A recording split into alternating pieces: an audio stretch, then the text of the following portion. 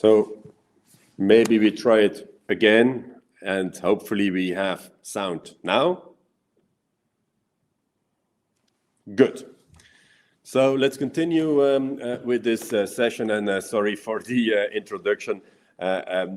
Technical things seem to be, well, always somehow in the way. So let's restart then, and welcome you to this learning and training session on contract management best practices in a digital world by Koen and myself. And let's restart with explaining and proposing the expert team you have in front of you today. My name is Dominique. I'm the founder and CEO of a company called WIT. I've been 25 years around in international contract and strategic sourcing, and so can be considered, I guess, as a bit of an expert in the domain. Please, Koen, introduce yourself. Hi, good afternoon, everybody. I'm Koen Verkouteren. I'm the Chief Product Manager for our own software, which is called Sourcing Cockpit.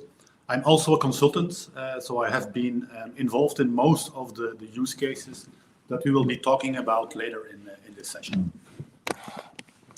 So good, let's dive into it. And let me explain briefly what WIT is all about. So we are a company, a niche company, an expert company specialized in the domain of strategic sourcing, vendor and contract management.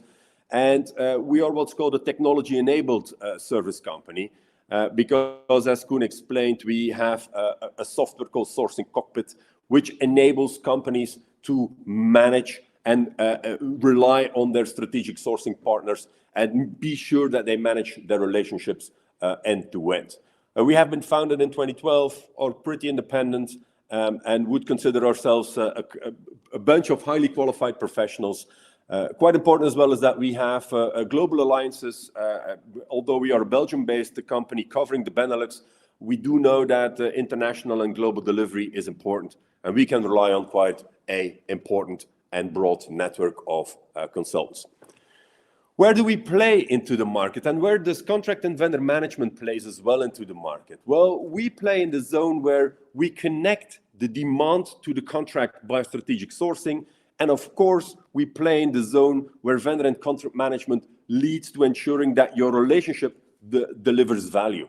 And that all, of course, all connects to the different business units, like there are logistics, sales, manufacturing, IT, procurement, legal, compliance.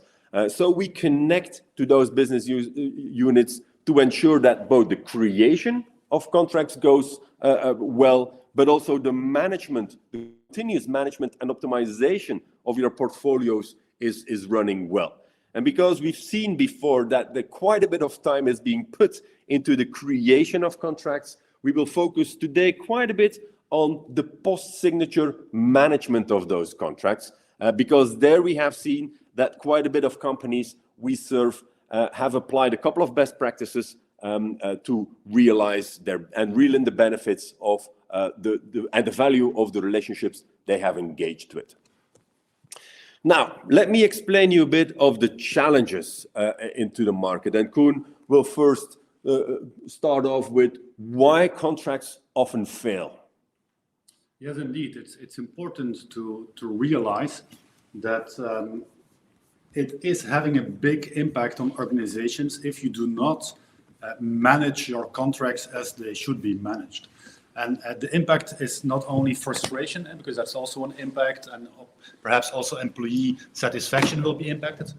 But it's even more importantly, it also has a bottom line impact, and that's what we call a value leakage. When we see that an organization does not realize the objectives where the contract was intended to help, then that's what we call a value leakage problem. And the main cause of value leakage, as you can see here, it is not about legal and financial terms and conditions which has been agreed. We often see that in legal tech, a lot of focus is done on automating this. And yes, this is important, and we also support that. But we see that it is not the main cause of the value leakage in contracts. A more important cause is the poor strategy and business planning. That's an important contributor. But the number one value leakage cause is because of the damaged relationships between firms, the damaged and poor relationship between firms. And that's where we think your focus should be if you want to get more value out of your contracts. That's so correct, Koen, indeed.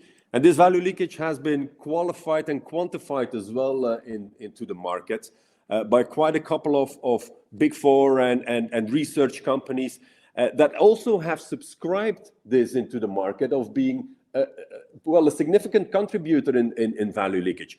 And so, Koen, if you would help us explain a bit more in detail the numbers of what it means, value leakage, that might help the participants as well to realize that it is quite significant what you can lose on your contract portfolio. Yes, if you want to quantify that, there are two ways of doing it. I think on this slide, what we explain is how much value can lose per contract, and you can see that up to 25 to even 40% of the contract value can be lost by not managing the contract as it should be done.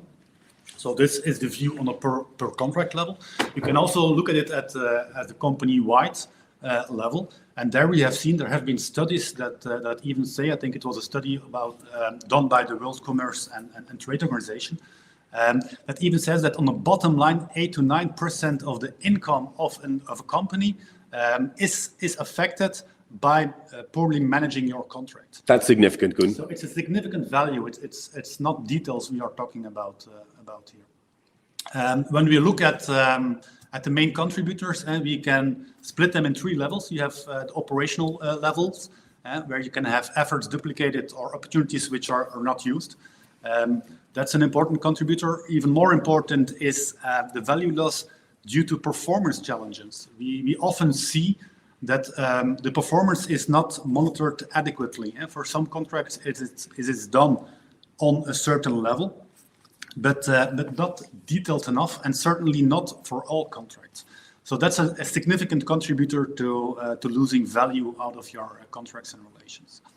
And then the third aspects are service challenges, where you can see that some of your vendors are not used as efficiently as they could be used, and you're not leveraging your purchasing power enough. Correct, indeed. Thank you for explaining this, Koen. I fully subscribe this.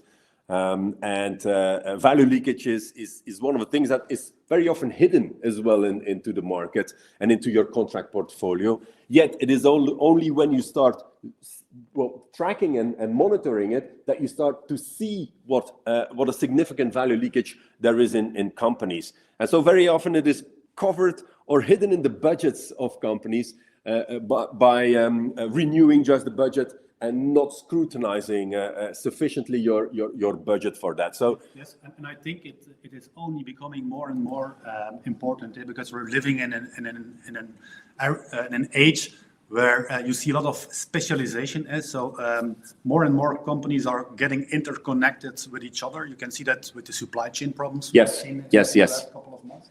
So a company cannot survive as an island. They are interconnected with other companies. And when you have an interconnect, of course, there's a relationship and a contract that needs to be managed.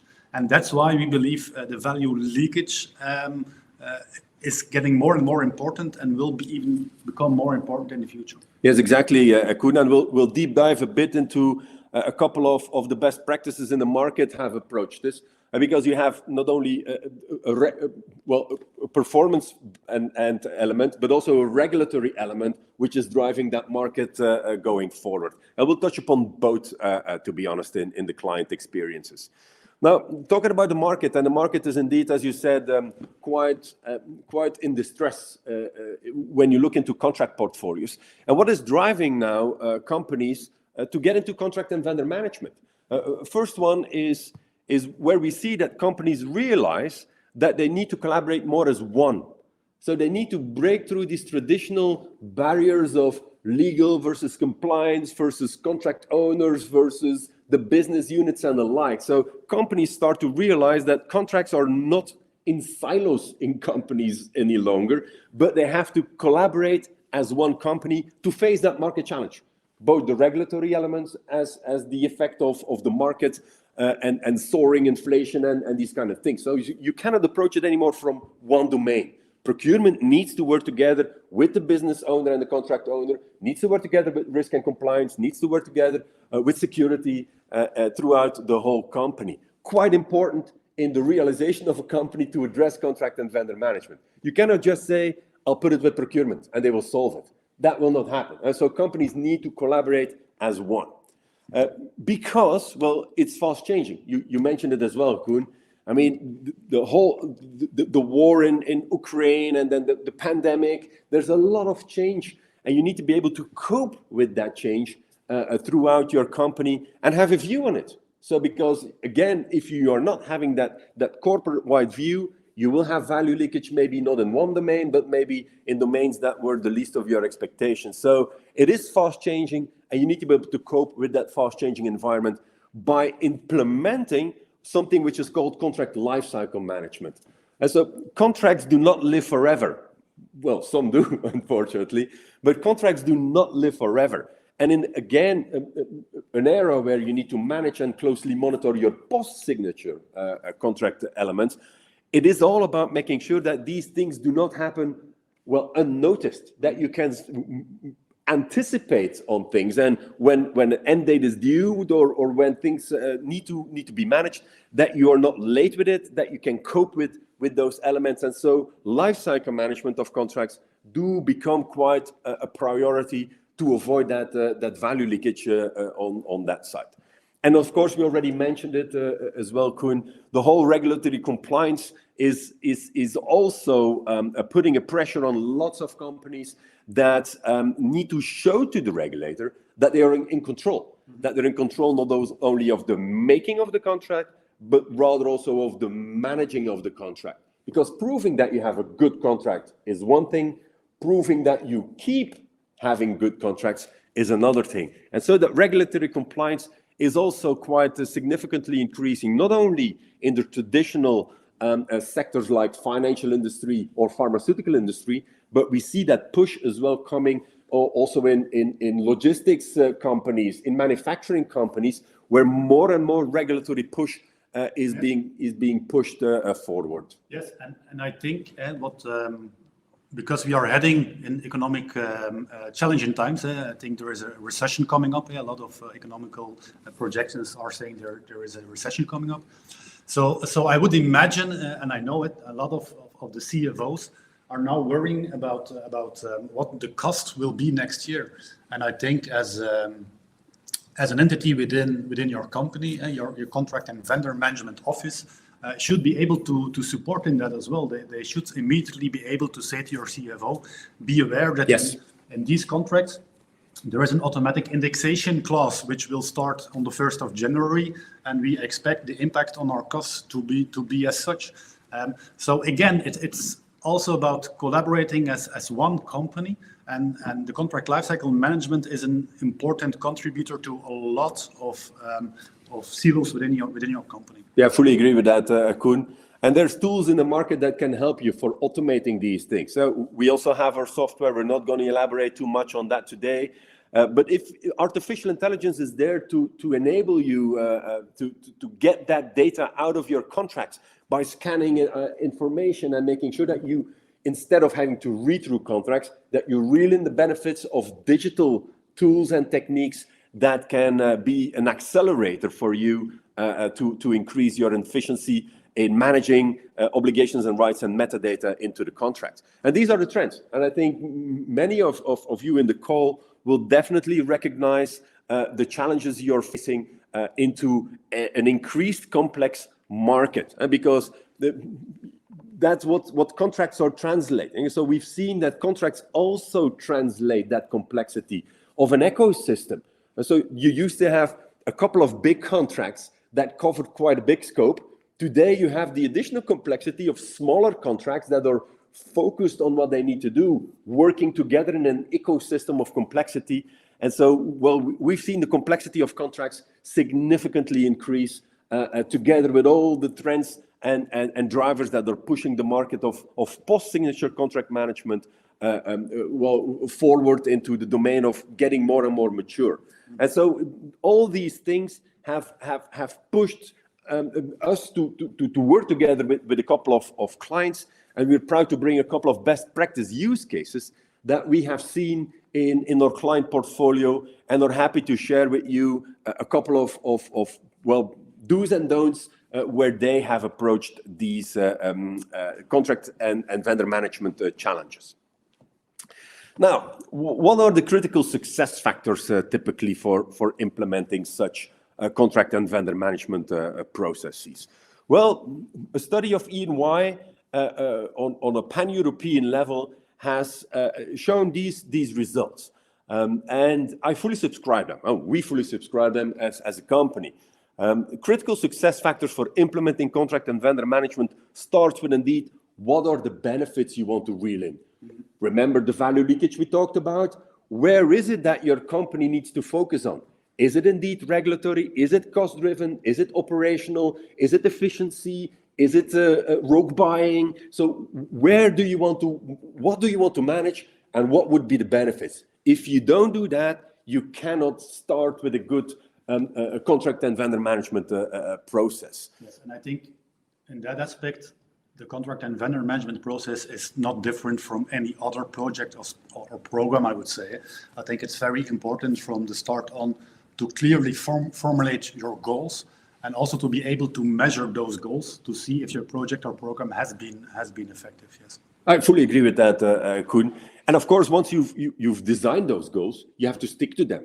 You have to align internally and externally, because working together in the contract is not in splendid isolation. You're not in your ivory tower. You have to make sure that your strategy is known. What you want to achieve with your providers, well, I think they have an important stake in that as well. Yes. Again, relationships fail by not managing the relationship. Remember, it's not about the strategy. It's not about the terms and conditions. It's about how you translate that into your landscape. Yes, so, and also we live in an agile world. It's not because you have certain goals with your provider and contracts, if you start a relationship today, that in 12 or 18 months, your goals as a company will be the same. Or from the other side, it might be as well the case. Your partner also might want to change certain things. And it's very important from the start phase onwards to formulate that and make it clear and transparent to one another. Fully agree with that, Koen. Thanks for the addition, because it totally makes sense. Of course, it's important once you have the benefits, once you know what you want to measure and you have communicated it, well, that you keep on having top management support. You cannot switch and turn around things every once in a while. You have to stick to it in a while and have your top management support. And of course, get your governance structures aligned to that. So it's all about managing and monitoring the results of this. And the more you descend down, of course, the more you go into the traditional things like, yeah, of course, we need to have controls, we need to have people development, and we need also to have technologies. And that, I think, is an important one, because quite a bit of companies reverse that. They buy a piece of software. In a digital world, they think they need to digitize by buying a piece of software. Well, I'm going to be a bit blunt here, but a fool with a tool is still a fool. And in the end, it's not about the software. The software is an important enabler for you to reel in benefits and to look, how can I manage it? How will I get my governance? How can I get my metadata? Which are the controls I need to manage and monitor? But before you have a software in-house, you need to have all of that thought through. And software will help you do it, but it won't be the beginning of things. And this is also something we see with our clients and with the success stories. They have engaged with software quite late in the process, because first there was, well, a thinking, a project setup, a governance setup, a top management support, benefits measurement, all of that before. And so don't get too rushy into buying software, to be honest. Think before you buy software. Yeah. So 3 client experiences, and 3 of the clients that have all their own focus. And you see, when you look into contract and vendor management, typically in the market, you have these 3 elements. On the one hand, you have the supplier relationship management. So what is my portfolio of suppliers? How can I qualify suppliers? What is the overall health of my contracts? On the other hand, you have something called third-party risk management. And that is, of course, your traditional risk assessment for a compliance point of view, but also making sure that you can improve on elements that have been identified. You can set up mitigating actions. You can be customized. So as you said, it's not one size fits all. So you have to be able to customize.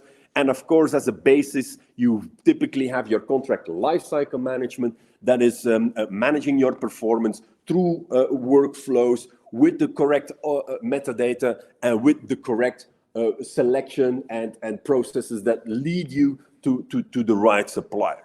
And when we look into the market, well, not everybody is always 100% doing all of that. Some clients have a more focus on the life cycle. Some clients have more focus on the third-party risk. Some clients have more focus on the relationship management. And we'll show 3 use cases that both had their very specific focus and how they have succeeded, what the issues were they had to overcome, and how they have succeeded by implementing a good best practice approach to vendor and contract management. Yes, indeed. So let's start with the first use case, which is an insurance company. And they had a couple of challenges. And you can already see that these were predominantly in the third-party risk domain together with supplier relationship management. Yes, and I think it's a bit aligned in general what we see in the market. The 2 main goals of implementing a contract and vendor management process is either regulatory. We see a lot of regulatory requirements and drivers for CLM in insurance and banking companies. The second driver is, of course, operational excellence. We'll show you an example on that in a minute. I think for the insurance company we're talking about now, the main challenge was actually that they didn't have a good overview of their contract portfolio. They might have had a good overview of certain contracts within certain business units, but for a company as a whole, it was difficult for them to give a unified reporting and health overview of all of their contracts. So there was the need to have that complete overview while still having the specific business unit requirements taken into account. It's not because you have a contract and vendor management process that it's a one size fits all approach, of course. So there was a clear need to still have that flexibility within the business units, and even within the business units, depending on the type of contract, to do a different process to allow that. So it had to be flexible, and it had to allow them to still have a measured approach depending on the contract. They also very much needed to have an overview of all the actions which have been set out, all the improvement actions which has been agreed upon. If I can add to the previous point as well, Koen, quite important indeed is that when you look into specifically the regulatory domain for the insurance market, also for the banking market a bit, there is a big difference being made between, well, what they call critical and important outsourcing, and then the rest. But also the rest needs to be classified. It's not because you have just critical and important and the rest that you will do the rest on everything. And so you have commodity contracts that might maybe only do a thing once a year where you look into the performance once a year. But for a strategic contract or for a BPO, you might want to do a risk assessment every quarter. You want to do performance management on a monthly basis. You want to do these kind of processes that structure you a lot more than just, well, one size fits all. And so this is, I think, a challenge that many companies face is how should which are the activities I should do what on what type of a contract. And that indeed leads to your action items, because out of these different elements, you will get different action items as well. Yes, correct. And thank you for that addition. Because certainly in Europe, we see that the EBI and the EIOPA guidelines have been a main driver for improving these processes. And of course, in a couple of examples, it makes sense to start with those contracts. But as you rightly say, Dominic, of course, you need to have a certain process, and you have to make a decision about what activities you want to do for the other contracts. Yes. As well. Yes. I completely agree. And it's completely aligned with what we as consultants also say. We have to see it as a phased approach. So we typically see that you need to improve step by step. And you can start, of course, with the most critical contracts. If you have regulatory requirements, you can also start with the business units if you don't have such a driver. But we always recommend to see it as a phased approach, to start small and then to build upon that to gain more maturity. Yep. And indeed, allocating these action items is to the internal and the external stakeholder, because you can only improve, again, also when your external collaborators and contributors are aligned to this. And one specific element as well for this company was they wanted specifically to put risk and compliance in the lead as a sponsor and a validator of the whole process, because in the end, for them, it was, well, how can we ensure a regulatory control statement? So they needed to be in control for the regulator. And quite a bit of insurance companies have that challenge today in making sure that they can show, well, look, I have a contract portfolio, I have classified it, I have my action items to improve, I have my different processes on it, and so they can show to the regulator they are in control from a third-party risk management / supplier relationship management point of view. Yes, indeed, and that's also we call the session to do it in a digital world. That's what we see right now. That it starts with the process, and of course having the right people on board who are trained and are knowledgeable about the processes. But indeed, you need to have supporting technology to do it digitally and do it much more efficiently. Yeah, and exactly risk and compliance. Well, indeed, they need also that technology for oversight, for reporting, for dashboarding, and the like. So they had quite a bit of challenges, which I believe are quite common in the market for a lot of companies in that area. Now, how did they approach the solution for that, Koen? Yes, indeed. Well, I think it comes a bit down to what we already explained. I think important to start with is, first of all, get your metadata right. Know what contracts you're talking about. Have all that contract information in place, and that's an important step you need to take. And then immediately afterwards, what we started talking about is contract classification, to really on a business unit level, to see what are your critical contracts, what are other important contracts, and which contracts can perhaps not be a priority in the first year. And you can find a couple of tools on our website for that. So please do visit and request your download. We have a couple of enablers to do that classification work. Yes, and we see that's an interesting exercise also within the company. We see there's a lot of good discussions starting within companies, between business units, between regulatory and business unit owners. To do that exercise, you need to define what is your critical contracts. How do you define that? And that's also often an interesting exercise that we are able to do together with the clients. Yeah, and in the end, that leads to trend-based risk management dashboards. Yes, because in the end, the goal, of course, is not only to see where we are right now, but you also want to improve step by step. That's why I was also talking about a phased approach. In order to be successful, you have to do it step by step. And of course, like we explained, you need to have clear goals, and you want to measure those goals, and you want to have dashboards that make that visible and transparent, so that you can first see for yourself, but also together with your partners, to see how the performance is improving or perhaps even decreasing, worst case, over the years, and that you can have clear dashboards that show that. Yes, exactly. I think this for the regulator is key. If you want to show an in-control statement to your regulator, it's all about dashboarding. And of course, here comes in the tooling. So the classification, you can still do, your risk assessments, you can still do. But if you want to have some more trends in dashboardings, that's where tooling comes in handy. Again, tooling is quite late into process. It all starts with classification. So that's where the big work was for this client, classifying, allocating processes, allocating tasks, and then indeed making sure you have the right dashboards in place. Second company we want to deep dive a little bit more is a banking related company with a focus on making sure that they had supplier relationship management connected to a performance management on their contract life cycle. Not necessarily driven by compliance, because they were having performance management overview. Well, they were lacking performance management overviews on their mixed agile teams, combined with the multi-sourcing landscape.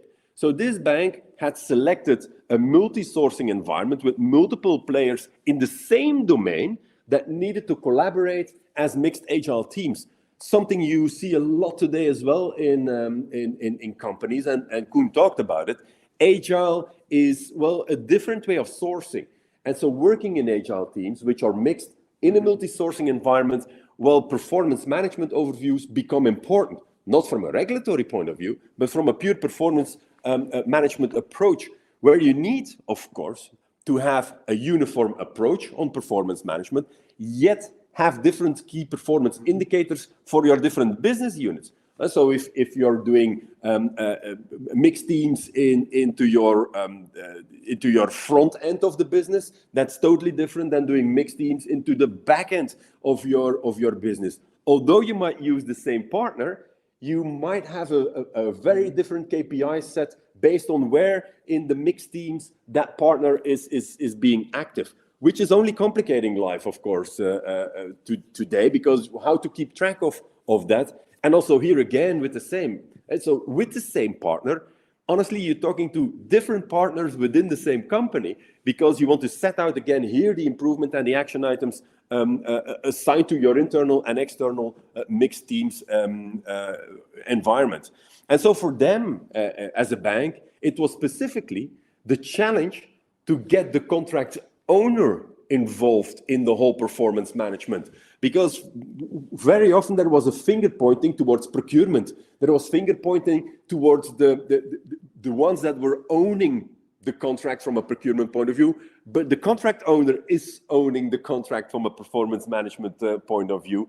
And so you need to give them also the processes, the tools, the techniques for them to have that overview in the business. And that's an interesting statement, Dominique, because the role of contract manager or contract owner is not always clearly defined or clearly assigned within a company. So that's also an interesting discussion we often have, is about roles and responsibilities. Who is actually responsible for your contract management? That's also something that needs to be clearly stated within your contract management process. I fully agree, Koen, and we'll come to that as part of the solution, of course, because also here they wanted to produce in-control dashboards, but then from a relational point of view, to make sure that they do not lose value. So the previous example was more a regulatory value leakage. This is definitely a relational value leakage in-control dashboard, because of the complexity of both the mixed agile team approach and in combination with the multi-sourcing approach. So for them, it's that whole relational element. And indeed, as you said, how to responsibilize the owner to make sure that they do not push towards procurement or to legal and compliance and say, well, look, it's not my contract. No, it is their contract. There was an interesting question or remark in the chat. Somebody said, control, is it the same as accountability towards the regulator? I don't know how you see that, Dominique.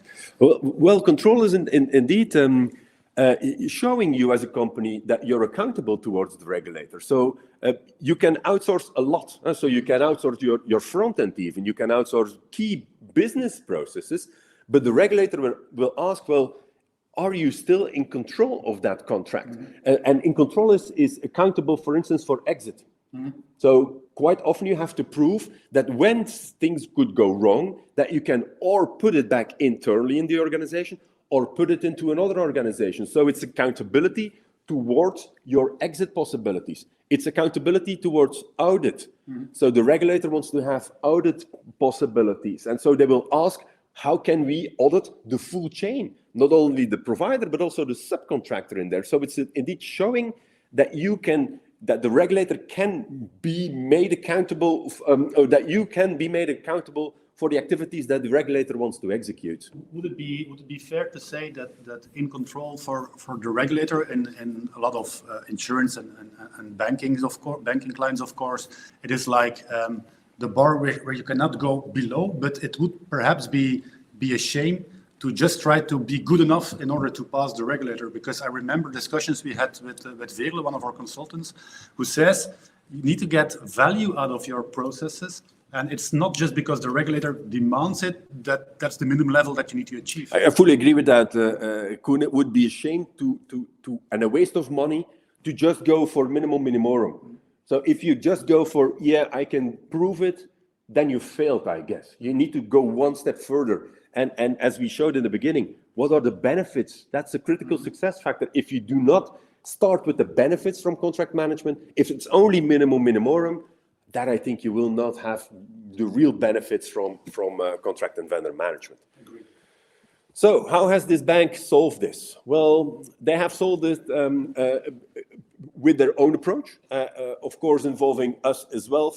And for them, as you mentioned it before in the beginning, it was all about maturity, process maturity, role maturity. Where are we today? How do we manage those agile mixed teams with the multi-vendor landscape?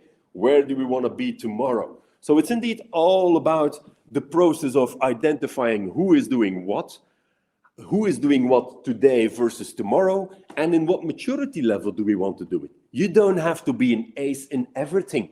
You have to pick your battles. Some processes can remain not immature. There's no shame in that, but you have to know which ones are immature and which one you want to bring to the next level. And so that's the whole challenge, in fact.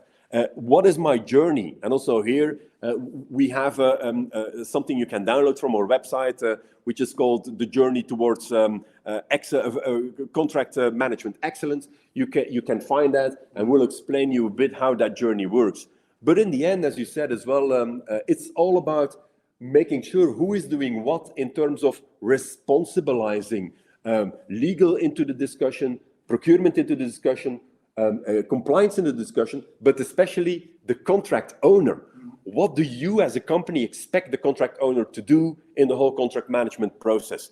And that is indeed one of the most important elements of that client, is making sure that they can have indeed governance-based KPI and dashboarding, because in the end, your contract owner will be involved in the tactical and the operational and the strategic governance layers. Question is, what kind of dashboards do you want to show there to manage? What are the KPIs you want to manage and monitor?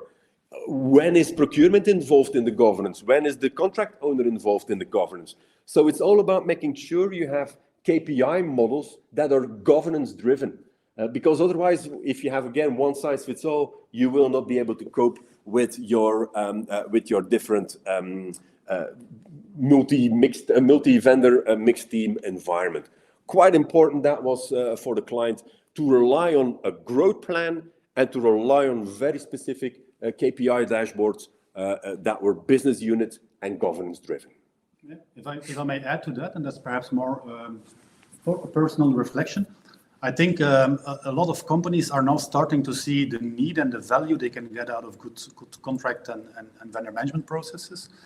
But actually, I think those processes can be compared to other processes as well. And you could actually have, like the CMMI levels, you can have a maturity level in how well or how mature you are in executing those processes. And if you look at it that way, of course, it makes a lot of sense that you cannot improve your maturity if you can't measure your current performance. So in that case, it would make sense, and it makes sense to start with these KPI reporting and dashboarding, and that once you start measuring it, you can start improving your processes. Yeah, I fully agree with that. And as you can see, on the governance level, for that client, we specifically started with operational on statement of work level, or you could call it whatever, but it's on the lowest level. On individual contract level. And then on the tactical level, we consolidated already on provider level, because I wanted to manage that relationship on provider level. And then on the strategic level, we even had the roadmaps added to this on one higher level. So we split it up, the governance, based on the type of contracts and based on the type of dashboards you want to build. So quite important indeed, as you said, to grow in that maturity, because you cannot go immediately on provider level and consolidate if you don't have the lowest level already in order. Good. Last use case we wanted to bring to you is a client active in global market data management. with a focus on indeed challenges more in the contract lifecycle domain. Please help us a bit out here, Koen. Yes, indeed, and the challenges will not be uncommon for a lot of companies. They have a lot of contracts in place. We're talking about more than 1,000 contracts, and then on top of that we have amendments and additional orders. So it's even a multitude of what we see here, and many of them have already a relationship for a long time. Some of them more than 15 years. Having a relationship with this company, and also the contracts often date from that date and have not always been adapted to the new situation. And so they have a lot of legacy contracts, and it was a challenge for them to have a complete overview, to have that consistency on what is in those contracts, what obligations and rights are actually agreed with the different providers. So there was another good overview of their contract portfolio. So they were, like a lot of companies still do, still working with spreadsheets that over time change, and depending on the business unit, you can have a different version of the spreadsheet with different columns. And then you have, of course, conflicts, because not everybody is aligned on what is the latest version. So typical we call it a superhero mentality. Somebody takes on the challenge and says, for the next 3 or 6 months, I will improve this. And then they have a focus for a couple of months, and then it's lost again. So the need here was to really have good overview about their contracts, about the life cycle of their contracts. When did it start? Well, will it end? If I want to end it, when is a good time to do it? What obligations are in those contracts? What rights are in those contracts? So this is really what we called the basic metadata, getting that right and being able to get value out of that metadata. Yeah, and not unimportant is indeed, as a company, as they're a global market data company, they want to make sure that whenever they started in a certain business unit, that this could be reused by other affiliated business units. So it's for them, it was looking for what are the basics now to set right, so we can, well, land and expand that process throughout the company, because they wanted to indeed ensure an in-control statement for their contract life cycle. If you have a lot of contracts, 1,000+ old contracts, a lot of data, a lot of Excel files, well, you're not in control of the life cycle, because it would be managed from one zone again, procurement or compliance, that would have the list and not do anything with the list, because, well, they own the list, not disclosing it, or very difficult to share it with multiple business units, in fact. So how have they approached it, Koen? Yeah, well, indeed. So like I explained, it was a challenge to get all the data out of the different systems. But it is there's no way around it. You have to do the hard work. So you have to get people around the table and get that discussion ongoing. You need to have the complete overview of all of your contracts. You need to build that model and start cleansing the data. So we had quite some workshops where we started from a first list, and then did the checks. We asked the different contract owners, contract managers within the company to get that data up to date and correct. Yeah, and also here you can find on our website the tooling and data quality assessment to give that first assessment of where is my data, in what state is it, in what quality is it. I mean, because you will see that, in what system is it? Is it in Excel? Is it in an ERP? Is it in where is my data, and in what state is it? And that is key to start when you have a lot of data, to make that assessment. Starting from the data is key there. And part of the discussion is, of course, what data do I want to keep? Yes. Because often you also see a lot of data which is being kept, which has little or no value to the company. So there's also an important discussion there, that perhaps you don't need to keep track of certain data elements. And on the other hand, perhaps you're missing some important data elements that you want to manage and have a clear view upon. Yeah. Also there you can find a good tool we have designed for you to give that first initial quick assessment on your data and your tooling environment. Because in the end, well, they wanted to enrich their environment. So they wanted to enrich their contracts with artificial intelligence. As I said in the beginning, there are tools in the market, of which we have one, that help you identify and enrich that contract data with the right information. Yeah, and it's also important for the future, because companies tend to change. They tend to perhaps have mergers and acquisitions. So even if you do the exercise now once, things might change in the future. So Oh, yes. you need to have a process in place to do it efficiently, so that you don't have to spend hours and hours of work, which could be automated by, for example, an AI tool that can do the work for you. Exactly, and it's all about, well, leveraging in a digital world. So this is best practice in a digital world. It's leveraging the tools that exist today for a good means. And so this is existing. You have AI-driven tools that can do metadata enrichments for you to be able to do deep searches, to do good contract lifecycle management. Well, this brings us to the conclusions a bit of our session of today. So we explained you the three use cases. Happy to go a little bit more in depth if you reach out to us. We're happy to share some more in depth information on that. But I would like to conclude with something we said before, and I keep on repeating it. A fool with a tool is still a fool, because it's not about just buying software. It's about finding that good balance between people, process, and technology mix for a successful contract and vendor management rollout. So it serves no purpose to dive into tooling. It serves the purpose to dive into that mix of people, process, and technology. And on the one hand, you have your processes with maturities, as is to be's. And on the other hand, of course, you have your tooling, which needs to be in support of all of that. And it's that magic mix that will make contract and vendor management happen. Just doing it on Excel, honestly, it won't help you a lot further. You will be stuck with a list, with an inventory, where you will be stuck on that. Only focusing on the process will not help you either, because you will lack the efficiency of tools that can translate that process into a workflow and the like. So it really is the combination of, on the one side, your process and role maturity, and on the other side, the good tooling environment. Otherwise, you'll have the danger of becoming in a siloed environment where some process consulting is mapping out a perfect process, but it's not supported. So we have seen that what also brings value is that you have a project or a project manager within the company who drives this forward, who has the authority to talk about, do we have the right people, how will we implement the process, who can set up training sessions, who can bring different business units together.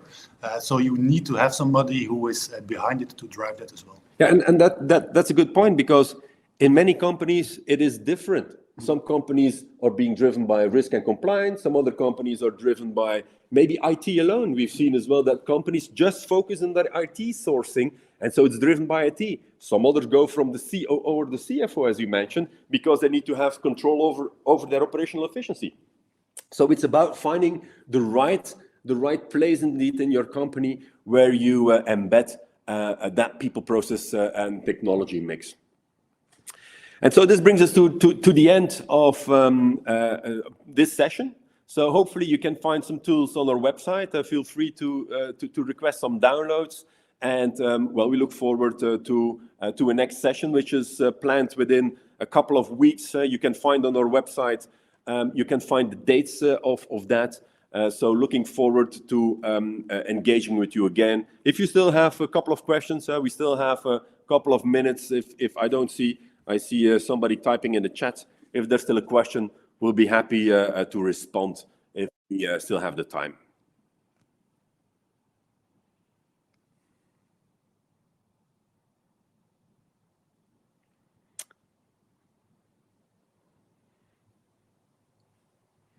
Not specifically any question coming in. So, well, if there is no more questions, then I think we can end the session. We can then end the session and look forward to accompanying you in the next training session within a couple of weeks.